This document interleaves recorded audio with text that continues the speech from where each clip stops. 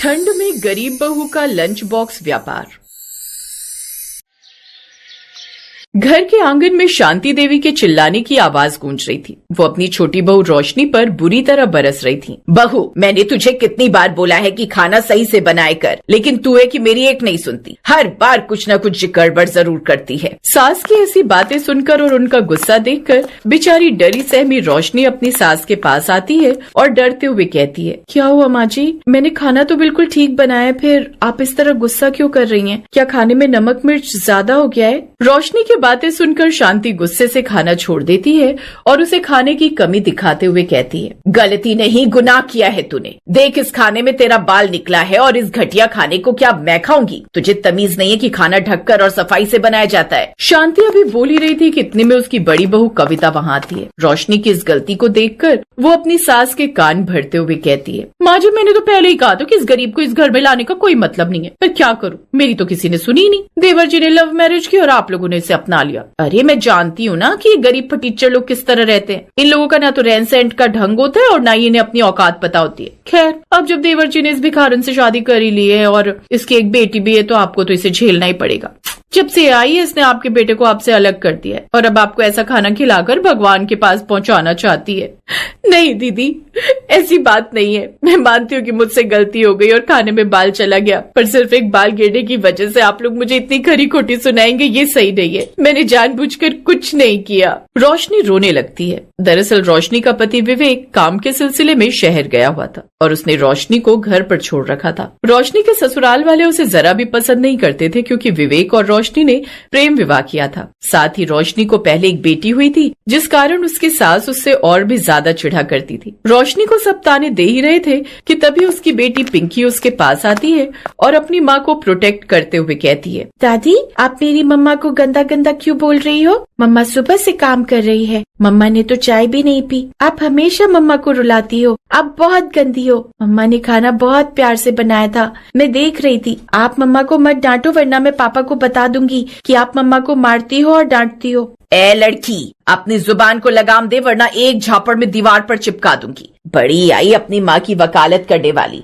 शांति देख रही है तो इस कलमुही को, अभी से इसके पड़ निकल आए हैं। अपनी माँ की तरह ही ये भी इस घर को नरक बना देगी। जैसी ये भिखारन माँ है, वैसी ये मनहूस बेटी। विवेक ने इस घर में कूड़ा लाकर भर दिया है। मेरा तो खून खौल रहा है इस लड़की को देखकर। माँ जी, आप क्यों अपना बीपी बढ़ा रही हो? इस गरीब के खून में जुबान लड़ाना लिखा है। रोशनी, तुझे शर्म नहीं आती अपनी 5 साल की बेटी को बड़ों के खिलाफ भड़काते हुए? तूने इसे सिखाया होगा ना कि दादी को गंदा बोलो। अरे माँ जी, मैं तो कहती हूँ ये जानबूझकर खाने में बाल डालती है ताकि आपको बीमार कर सके और इस घर पर कब्जा कर सके। इसकी नीयत शुरू से ही खराब है कि चाहती है कि हम सब मर जाए और ये अकेली इस घर की मालकिन बन जाए। हाँ दीदी, भगवान के लिए रुक जाइए। आप लोग मुझ पर चाहे जितना गुस्सा कर लीजिए, लेकिन मेरी मासूम बच्ची को बीच में मत लाइए। मैंने उसे कुछ नहीं सिखाया, वो तो बस अपनी माँ को रोता देख बर्दाश्त नहीं कर पाई। और माँ जी, खाने में बाल गलती से चला गया होगा, मैंने जानबूझकर ऐसा कभी नहीं किया। मैं तो दिन रात आपकी सेवा करने की कोशिश करती हूँ ताकि आप मुझे एक बार दिल से अपना लें। बस एक बार मुझे अपनी बहू मान लीजिए। मैं आपके पैर धोकर पी लूंगी और मुझे और मेरी बच्ची को इस तरह मत दुत्कारिए। शांति और कविता ने मिलकर एक साजिश रची और शांति की सोने की चेन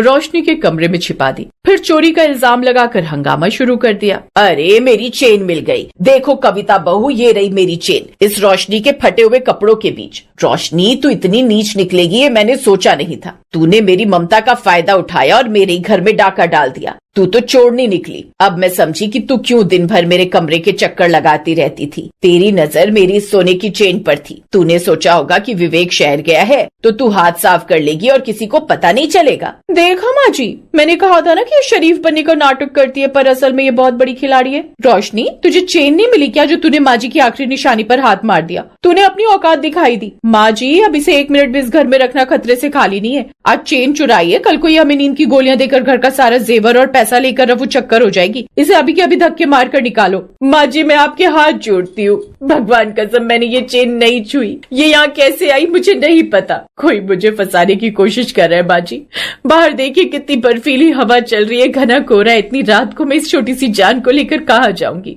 मेरा इस शहर में आपके अलावा कोई नहीं है। कम से कम सुबह होने का इंतजार कर लीजिए, फिर मैं खुद चली जाऊंगी। मुझे बस आज की रात इस बरामदे में सो लेने दीजिए, मैं कमरे के अंदर भी नहीं आऊंगी। चुप कर छोड़नी, तेरा चेहरा भी नहीं देखना मुझे। निकल मेरे घर से अभी के अभी तू और तेरी ये नाजायज जैसी दिखने वाली बेटी। मेरे घर की दहलीज से बाहर जाओ। अगर 2 मिनट में तू बाहर नहीं निकली तो मैं पुलिस को फोन कर दूंगी और तुझे जेल भिजवा दूंगी, फिर वहीं सड़ना अपनी बेटी के साथ। निकल यहाँ से। शांति और कविता ने रोशनी को धक्के देकर घर से बाहर निकाल दिया। कड़ाके की ठंड में रोशनी बस स्टॉप पर पूरी रात ठिठुरती रही। अगले दिन उसने अपनी नाक की लौंग बेचकर कुछ पैसे जुटाए और सड़क के किनारे मजदूरों के लिए खाना बनाना शुरू कर दिया।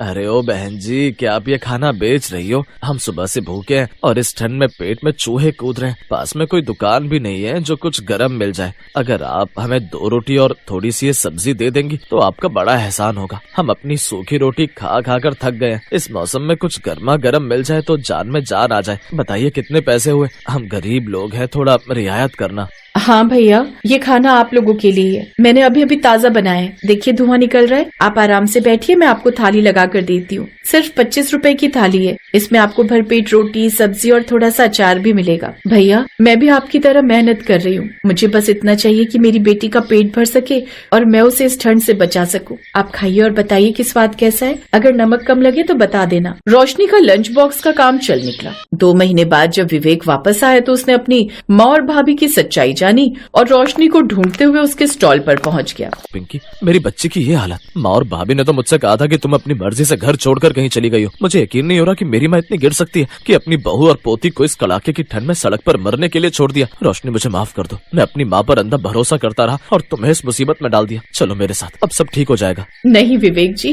अब कुछ ठीक नहीं हो सकता। जब मुझे आपकी सबसे ज्यादा जरूरत थी तब आप वहाँ नहीं थे। आपकी माँ और भाभी ने मुझे चोर कहा, मुझे गालियाँ दी और आधी रात को इस मासूम बच्ची के साथ सड़क पर फेंक दिया। उस रात जब मैं इस बेंच पर बैठी पिंकी को अपनी शॉल में छुपा कर रो रही थी, तब मेरे मन में बस एक ही ख्याल था कि मुझे अब किसी के एहसान पर नहीं जीना और मेरी मेहनत ने मुझे ये मुकाम दिया है। अब मैं इस घर में वापस जाकर फिर से वही जिल्लत की जिंदगी नहीं जी सकती। रोशनी, मैं तुम्हारी तकलीफ समझ सकता हूँ। मैं भी अब उस घर में वापस नहीं जाऊंगा जहाँ मेरी पत्नी का सम्मान नहीं। मैं तुम्हारे साथ यहीं रहूंगा, तुम्हारी मदद करूंगा। हम दोनों मिलकर इस काम को आगे बढ़ाएंगे। मुझे एक मौका दो कि मैं अपनी गलती सुधार सकूं और तुम्हें वो खुशियाँ दे सकूं जिसकी तुम हकदार हो। पिंकी बेटा, अपने पापा के पास आओ। अब तुम्हें कभी ठंड में नहीं सोना पड़ेगा। पापा, आप इतने दिन कहाँ थे? दादी ने मम्मा को बहुत मारा था, हमें घर से निकाल दिया। हम बहुत रोए थे। मम्मा ने बहुत मेहनत की है। अब मम्मा के पास बहुत सारे पैसे हैं। मम्मा अब रोती नहीं है, वो अब सबको खाना खिलाती है। आप भी मम्मा की हेल्प करोगे ना? पापा, अब हमें उस गंदे घर में मत ले जाना, वहाँ दादी बहुत चिल्लाती है। विवेक ने अपनी माँ और भाभी से सारे रिश्ते तोड़ दिए और रोशनी के साथ ही रहने लगा। रोशनी का लंच बॉक्स व्यापार अब एक बड़े कैंटीन में बदल गया था और वो खुशी खुशी अपनी बेटी और पति के साथ रहने लगी।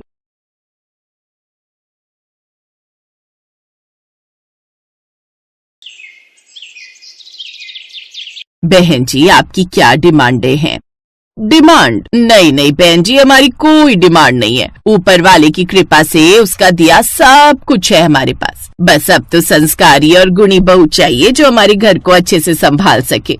उसकी चिंता आप मत कीजिए बहन जी, मेरी बेटी बड़ी संस्कारी और गुणी है। ये हर काम अच्छे से जानती है और स्वभाव भी इसका बड़ा अच्छा है। इसका अंदाजा आप इसी बात से लगा सकती हैं कि इसकी 3 भाभियां जिन सबके साथ ये बड़े ही अच्छे से रहती है और खूब प्यार करती है उनको। आप चाहो तो इनसे पूछ सकते हो।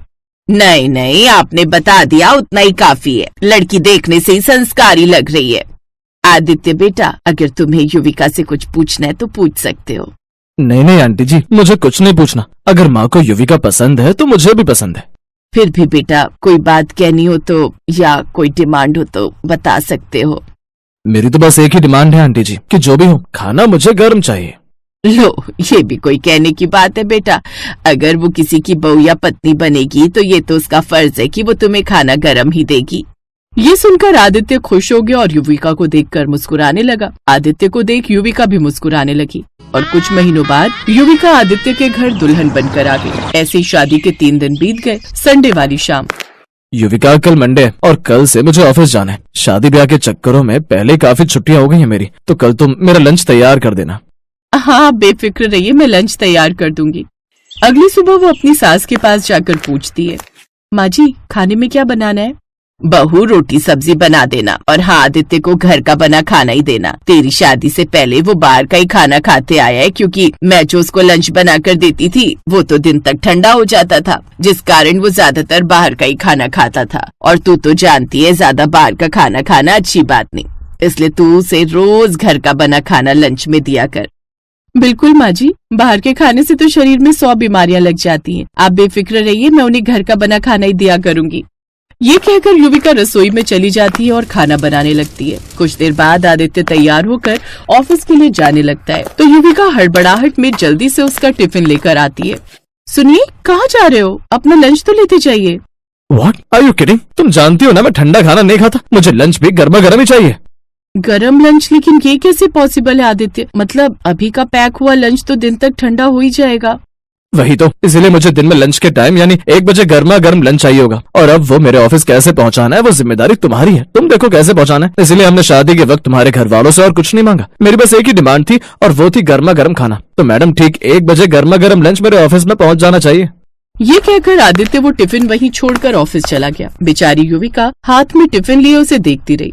घर के सारे काम निपटाने के बाद उसने फिर से गर्मा गर्म दिन का खाना बनाया और आदित्य के लिए लंच पैक कर दिया और बाहर आ गई। अब क्या करूं? उनके ऑफिस तक कैसे लेकर जाऊं? तभी उसकी नजर मयंक नाम के एक लड़के पर पड़ी, जो कि उनका पड़ोसी था, और उसका ऑफिस आदित्य के ऑफिस वाली बिल्डिंग में ही था। युविका और आदित्य की शादी में भी वो आया था, जहां आदित्य ने उसे युविका से इंट्रोड्यूस भी करवाया था। तभी युविका मयंक को आवाज लगाती है, मयंक भैया। अरे युविका भाभी कैसी है आप? कहीं जा रही थी क्या? आपको ड्रॉप कर दूं? नहीं देवर जी, वो आप इस वक्त ऑफिस जा रहे हैं क्या? हाँ मेरी दिन की शिफ्ट है ना भाभी, इसीलिए। ओह अच्छा। मयंक भैया, क्या आप मेरे लिए एक फेवर करेंगे? वो क्या है ना, आदित्य का लंच पैक किया था, क्या आप जाते जाते उन्हें ये टिफिन दे देंगे? ओफो भाभी, इसमें इतना हेजिटेट होने वाली क्या बात है? और वैसे भी आदित्य का ऑफिस मेरे ऑफिस से नीचे वाले फ्लोर पर ही है, तो मैं जाते जाते देता जाऊंगा। Oh thank you so much, आपने मेरी बड़ी मुश्किल समस्या हल कर दी। खुशी खुशी टिफिन देकर युविका घर चली जाती है।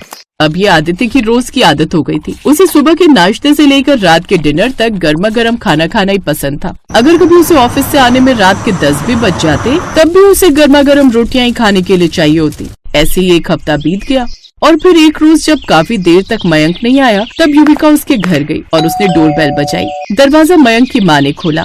नमस्ते आंटी जी, वो मयंक भैया कहाँ हैं? आज ऑफिस नहीं गए? उसकी तो शिफ्ट चेंज हो गई बहू, अब वो नाइट शिफ्ट करके आ गया, इसलिए सो रहा है। क्या शिफ्ट चेंज हो गई? अच्छा। युविका घर लौट आई और अब खुद ही टिफिन लेकर आदित्य के ऑफिस देने चली गई। और अब ये सिलसिला रोज का होने लगा। और फिर एक दिन, अरे बाप रे, 12:30 हो गए। अभी तो मैंने मशीन भी लगा रखी है, कपड़े ऐसे ही पड़े हैं। क्या हुआ बहू, क्यों परेशान है? माँ जी, आज आप आदित्य जी के ऑफिस जाकर उनको गर्मा गर्म खाना दे आइए, मुझे भी कपड़े भी धोने हैं। अच्छा, ला टिफिन मुझे दे दे। कुछ देर बाद माया टिफिन लेकर धूप में चल पड़ती है, लेकिन चिलचिलाती धूप लगने से उसे चक्कर आ जाते हैं और वो चक्कर खाकर बीच रास्ते में ही बेहोश हो जाती है। फिर अगले दिन, माँ जी आप रहने दीजिएगा, खाना मैं ही दे आया करूंगी, आप बस रात का खाना बना लिया कीजिए। रात का खाना ना बाबा ना, मेरे बस का नहीं है खाना बनाना, वो तो तुम्हें ही बनाना पड़ेगा, और वो भी गर्मा गर्म। ये सुनकर युविका उदास हो गई। उस दिन के बाद युविका खुद ही फिर से टिफिन लेकर जाने लगी, लेकिन तेज धूप में उसकी हालत भी खराब हो जाती है। फिर एक रोज बाजार में उसे इलेक्ट्रिकल टिफिन के बारे में पता चला। अरे मैडम जी, बड़ी कमाल की चीज आई है, अब तो बस ये स्विच लगा दीजिए और फट से खाना गर्म हो जाएगा। अरे वाह, ये तो मेरे लिए बड़े फायदे की चीज है। वो झट से वो टिफिन खरीद लेती है और अगले दिन से अपने पति को सुबह ही ऑफिस जाते वक्त टिफिन थमा देती है।